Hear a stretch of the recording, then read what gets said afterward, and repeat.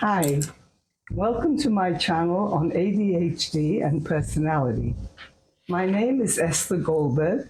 I'm a clinical and educational psychologist working in the field of psychology for 50 years. I was born in Calcutta in 1952, schooled at Loreto, high schooled at Loreto Convent in North Wales, and received an enormous scholarship to Wellesley College, Massachusetts in 1970. I graduated from Wellesley in 1974 with Phi Beta Kappa in psychology, and I'm extremely grateful to Wellesley and take this opportunity to thank all those who gave me that scholarship and enriched my life there. I came to Israel in 1974 to the Hebrew University in Jerusalem, where I studied clinical psychology and graduated with distinction in 1977.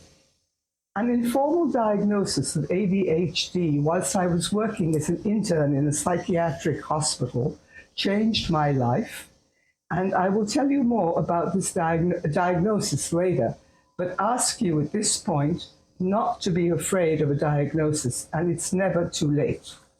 The diagnosis of ADHD with hyperactivity means that I'm bursting with an excess of energy, and it comes with tons of good news.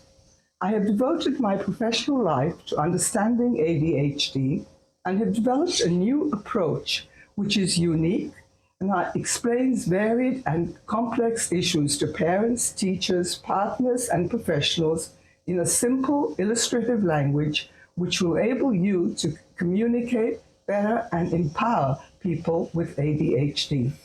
I am excited to be bringing all this to you on this channel today. And every video will be in English and in Hebrew, and I will wear the same clothes so you can identify the video. Yes, my approach is down to earth and practical, easy to understand, and I combine scientifically based knowledge with mindfulness. I am proud to have been born and raised in Calcutta for many, many reasons. I learned about people, love, care, intellect, and the power of the mind. The Nobel laureate Rabindranath Tagore, where the mind is without fear and the head is held high, where knowledge is free. Mother Teresa's care, love, and devotion are only two of the very many great people I had the privilege of being inspired by. Being born and raised in the East and having studied in the West shaped my personality and greatly contributed to my unique approach. In the West, we research matters scientifically and tend to want a quick fix. In the West, medication is best. I can hear my father now saying, "In the East, we beat the beast." Yes, that would be his ADHD, but also reflects the Eastern approach he imbibed. We are taught to observe, embrace, be mindful, learn to understand in depth, accept and channel ourselves with tireless striving towards perfection. Again, in the words of Tagore, we learn mindfulness, yoga, and meditation. I wish to clarify that I'm not against meditation, but I do believe that it is trigger-free and that when prescribed must be implemented with counseling and, where necessary, remedial teaching or any other form of therapy. This is in accordance with the guidelines of the American Psychiatric Association. More on medication in another video. I will take this one step further and dare to suggest that in many cases, meditation is medication. It is my mission to help you, particularly parents, teachers, partners, and professionals, understand these people in order that they can understand themselves. I will also interchange the words "these people" with "me" or "we" as I truly identify and advocate for ADHD. I wish to give special credit to the psychiatrists, Drs. Hallowell and Ratey, whose best-selling book, Driven to Distraction, so compellingly convinced me that I was thinking in the right direction. It was a game changer for me and inspired me to persist with my approach. So let's get started by giving an example of what I mean when I use the terms informed observation based on scientific knowledge and mindfulness. In their book, Driven to Distraction, Hallowell and Ratey suggested, for example, that not only is ADHD a misunderstood phenomenon, even the very name of the diagnosis is misunderstood. Let's break this up. Attention deficit hyperactivity disorder. Informed observation based on scientific knowledge and mindfulness will lead us to understand that people with ADHD do not, in fact, have a deficit in attention. They have an overload of attention and pay attention to everything. And as a result, they have difficulty paying attention in a sequential manner. This is also the reason they have difficulty with time, and I will discuss time on another video. Paying attention to everything is distraction and not lack of attention. The other element of ADHD is hyperactivity. Hyperactivity is at the base of the diagnosis. It's the essence of the diagnosis. Hyperactivity is the reason we pay attention to everything. Hyperactivity is due to an overload of attention and drive in the system. A disorder can only be defined as a disorder when it is disruptive or interfering.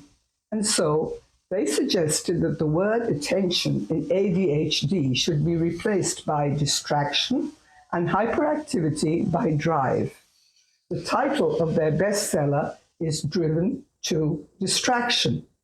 Why is this not just a matter of semantics? Paying attention to everything simultaneously is not necessarily a detriment. It can seem to others that we are confused and confusing and all over the place, but the same non-sequential thinking which seems confused is in fact another way of thinking which is intuitive, creative, and advantageous. It is the reason we are spontaneous, honest, and sincere. It gives us wonderful appeal, depth, sensitivity, simplicity, and honesty. It is also a great ability to improvise, make quick associations, split-second decisions, reach different results, and engage in multitasking. The point is different. We are different and not aberrant. And wait a second, I invite you to ponder, stop, and think. This is also the reason things seem to coincidentally happen to us, unintentionally and by chance, as we do not plan our steps in advance. I always encourage people to understand, reflect, observe, be mindful, and use their knowledge about themselves and others to empower and communicate without misunderstanding, misinterpretation, and judgment. I am eager to share my authentic experience of what it means to be ADHD. For starters, I am very confident of what I have to say and very anxious about how I say it in a sequential manner. I need to follow a written text in order to present myself coherently, as I am extremely hyperactive and easily distracted, particularly under pressure, as on this new venture. I am not using this as a free pass, discount coupon, or a lame excuse. I need to learn about myself in depth in order to make decisions about myself.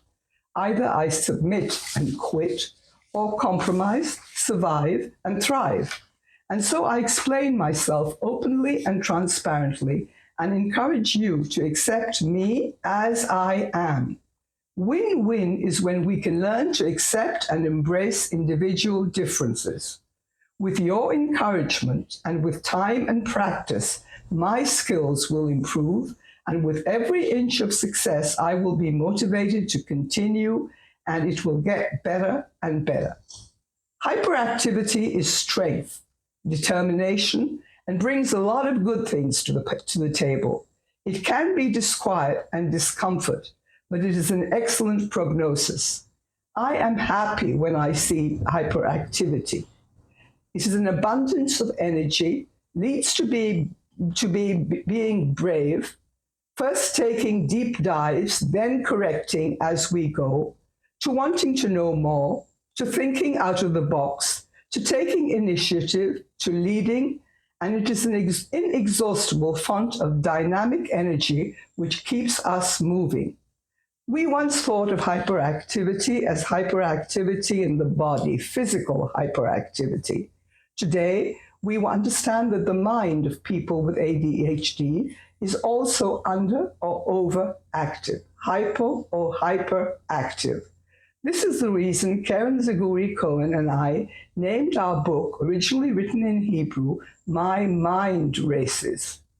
Coming back to ADHD, it can only be defined as a disturbance or disorder when it interferes or disturbs the individual itself or those around him or her.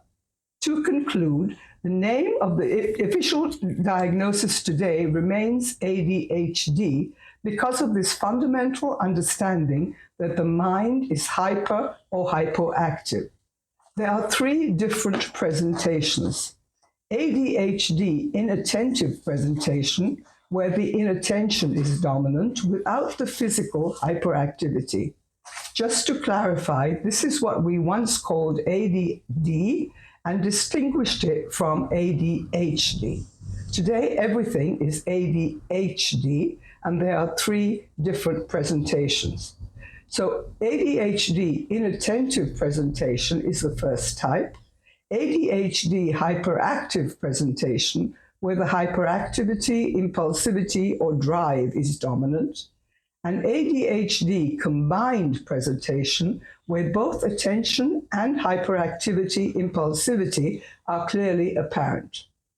This is only an introduction, and I look forward to sharing more and more informed observation and thoughts with you, and ask you to subscribe, like, and share if you genuinely care.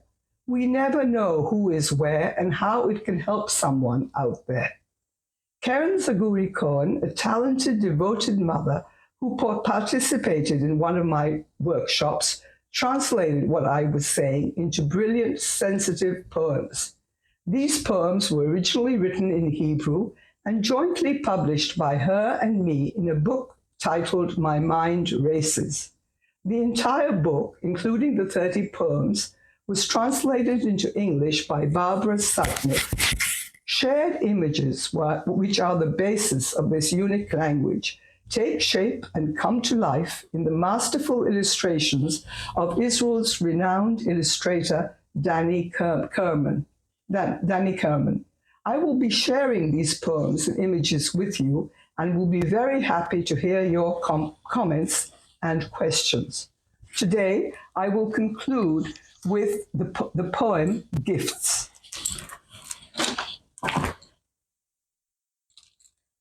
I always take note of the smallest detail, and changes so slight grab my eyes without fail.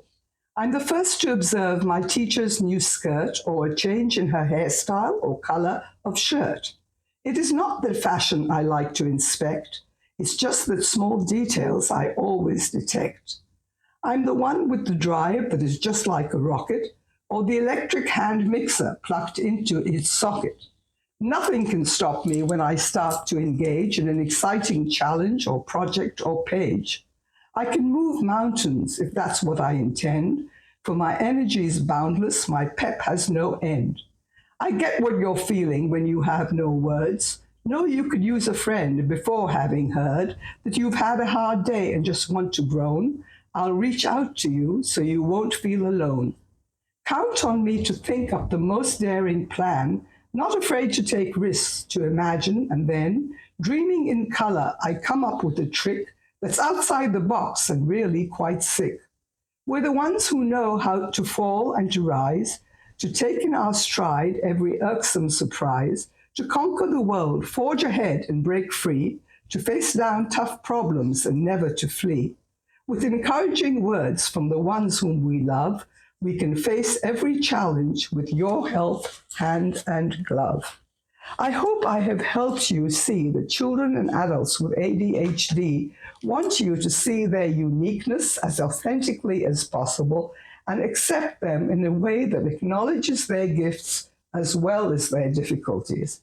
Follow me to understand, observe, empower, and communicate without judgment. Thank you.